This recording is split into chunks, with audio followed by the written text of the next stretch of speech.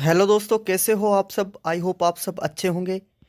My dear, PSPCL के अंदर recruitment निकली है और इसके अंदर कल ही नोटिफिकेशन आया है। तो कल मैंने इसे व्हाट्सएप ग्रुप में डाल दिया था। तो इसमें बात करेंगे आपके जो सवाल्स, आपके जो कमेंट्स रहते हैं कि अदर स्टेट वाले कैंडिडेट इसको अप्लाई कर सकते हैं क्या, और क्या एज का क्राइटेरिया रहता है, क्या इसमें सिलेबस है, और क्या एग्ज़ाम पैटर्न की मैं बात करूं। सारे के सारे जो टॉपिक है इस वीडियो में आपके साथ साझा करने वाला हूं। वीडियो में बने हुए रहिएगा। और आपसे रिक्वेस्ट है, अगर आप चैनल पर पहली बार विजिट कर रहे हैं तो सब्सक्राइब जरूर कर लें यार, क्योंकि साथ ही बेल आइकन को प्रेस कर लें, क्योंकि इसी तरह के अपडेट ऑफिशियल हम अपने चैनल पर आपके लिए प्रोवाइड करवाते हैं।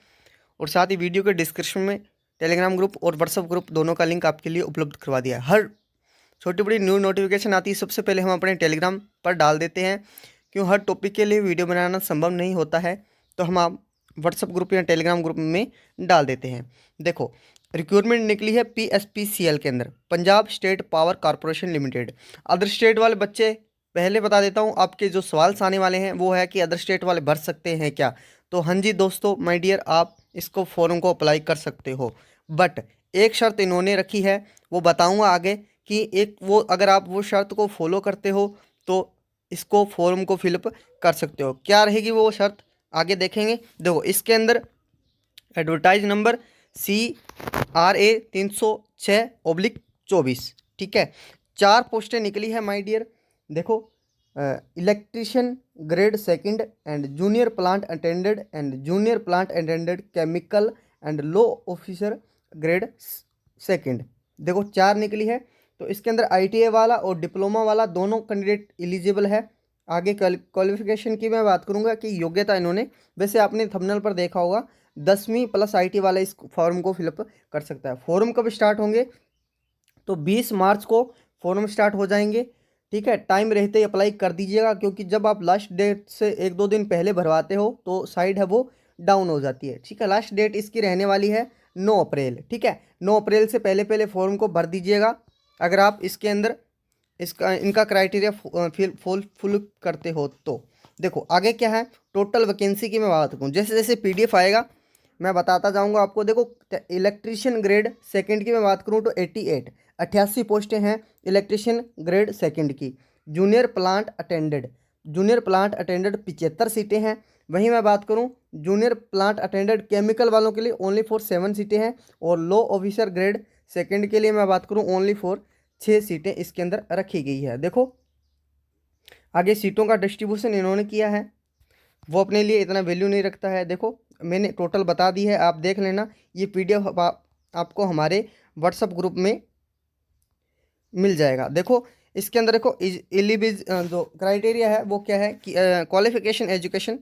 देखो इलेक्ट्रिशियन ग्रेड सेकंड की बात करूँ, देखो मल्टीकुलेशन मतलब 10वीं पास होना चाहिए, and regular ITA in any branch of electrical department in the minimum 60% my dear, ठीक है। आपके 10वीं पास होनी चाहिए, और ITA के अंदर ITA इलेक्ट्रिशियन ट्रेड के अंदर 60% मिनिमम आपके होने चाहिए, तभी आप फॉर्म को फिलअप कर सकते हो एक बेस। अथवा के अंदर आपके पास अगर डिप्लोमा है इलेक्ट्रिक इंजीनियर ट्रेड के अंदर, तो विद इसके अंदर आपके 50% होने चाहिए, तभी आप इस पोस्ट के लिए एलिजिबल रहते रहेंगे माय डियर, ठीक है। ठीक है। और अब मैं बात करूं कि इसके अंदर जैसे गुजरात वाले करते हैं, गुजराती मांग लेते हैं। जैसे अभी रिक्वायरमेंट आई थी मेट्रो के अंदर, काफ़ी दो लगभग 1 साल हो गया है, तो उसके अंदर गुजराती मांग लेते हैं, ठीक है। महाराष्ट्र के अंदर मराठी मांग लेते हैं, ठीक है। वैसे थर्ड लैंग्वेज में बात करूँ तो राजस्थान की कोई बाउंडेशन नहीं रहती है। और ये जो डिपार्टमेंट है, जैसे मैं बात करूँ ये पंजाब वाला स्टेट, ठीक है। तो पंजाब के अंदर एक बाउंडेशन रहती है कि आप अगर 10वीं के अंदर आपके पास पंजाबी सब्जेक्ट होना माय डियर ज़रूरी है, अनिवार्य है, तभी आप फॉर्म को फिलअप कर सकते हो। क्योंकि माय डियर अब इनका जो फाउंडेशन इसलिए रखते हैं, क्योंकि अगर आप इस स्टेट में जॉब करते हो तो आपकी जो पंजाबी लैंग्वेज है, आपका थोड़ा बहुत उसका ज्ञान आपको होना चाहिए, ठीक है। पंजाबी लैंग्वेज का ज्ञान आपको, क्योंकि उस स्टेट में आप जॉब करोगे ना, इसीलिए ये फाउंडेशन रखते हैं। 10वीं के अंदर पंजाबी होना अनिवार्य है और कुछ नहीं है। 10वीं होना चाहिए, 10वीं के अंदर पंजाबी सब्जेक्ट होना चाहिए और ITI की होना इलेक्ट्रिशियन ट्रेड के अंदर, और 60% आपके नंबर होना चाहिए। यहाँ आपकी डिप्लोमा की हो इलेक्ट्रिक इंजीनियर के अंदर, ठीक है, उसके अंदर 50%। अगर आप सेकंड के लिए बात करते हो, ठीक है, जूनियर प्लांट अटेंडेंट, तो आपकी 10वीं होनी चाहिए। 10वीं के अंदर फिर वही बात कि 10वीं के अंदर पंजाबी होनी चाहिए, तभी आप फॉर्म को फिलअप कर सकते हो।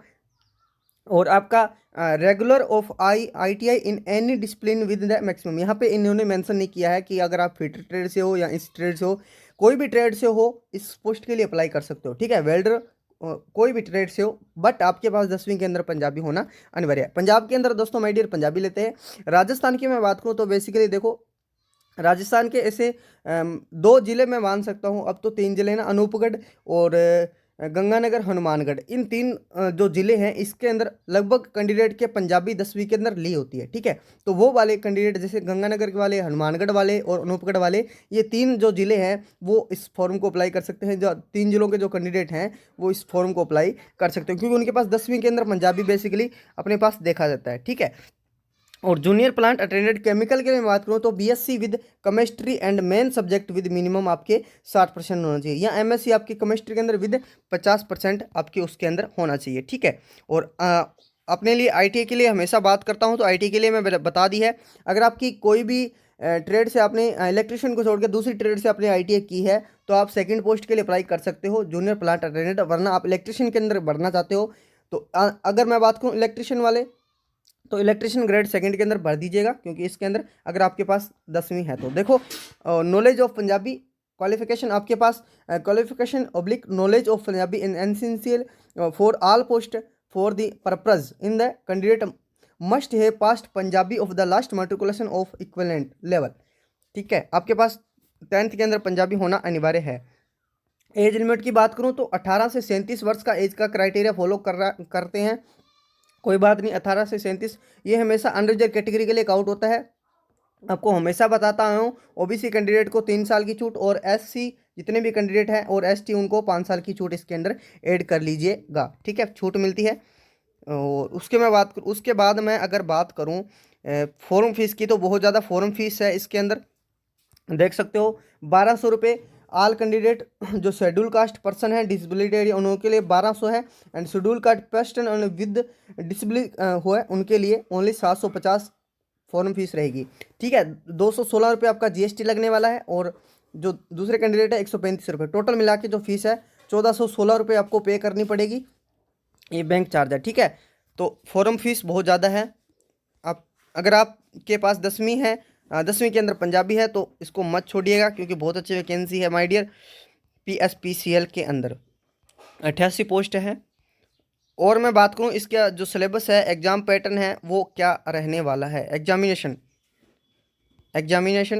देखो, ये देखो एग्जामिनेशन आपके CBT होने वाला माय डियर। CBT के अंदर जैसे बारक करा था, पेपर आएगा 2 पार्ट के अंदर, ठीक है, पार्ट 1 पार्ट 2। अब पार्ट 1 के अंदर माय डियर देख सकते हो नॉलेज ऑफ पंजाबी, ठीक है, पंजाबी लैंग्वेज, पंजाबी भाषा का आपको ज्ञान होना चाहिए। 50 क्वेश्चन इसके पूछे जाएंगे, ठीक है, ये आपको क्वालिफाई करना है। क्वालिफाई इन द नेचर, जैसे टेस्ट आपको होता है, स्किल टेस्ट की मैं बात करूँ, क्वालिफाई नेचर होता है वो, ये फर्स्ट जो पार्ट है वो आपको क्वालिफाई करना होगा, तभी आपका जो पार्ट 2 है उसके अंदर पार्ट 2 की आप जो मेरिट है इसकी बनेगी। ये टोटल 100 क्वेश्चन होंगे माय डियर। 70 क्वेश्चन आपके ट्रेड से रिलेटेड होंगे, ठीक है, जैसे इलेक्ट्रिशियन ट्रेड की मैं बात करूँ तो 70 क्वेश्चन आपके इलेक्ट्रिशियन ट्रेड के अंदर होंगे, ठीक है। 10 क्वेश्चन GK के होंगे, 10 क्वेश्चन रीजनिंग के होंगे, और 10 क्वेश्चन इंग्लिश के होंगे। हिंदी का कोई नहीं आएगा, ठीक है, मैथ का इसके अंदर कोई नहीं पूछेगा।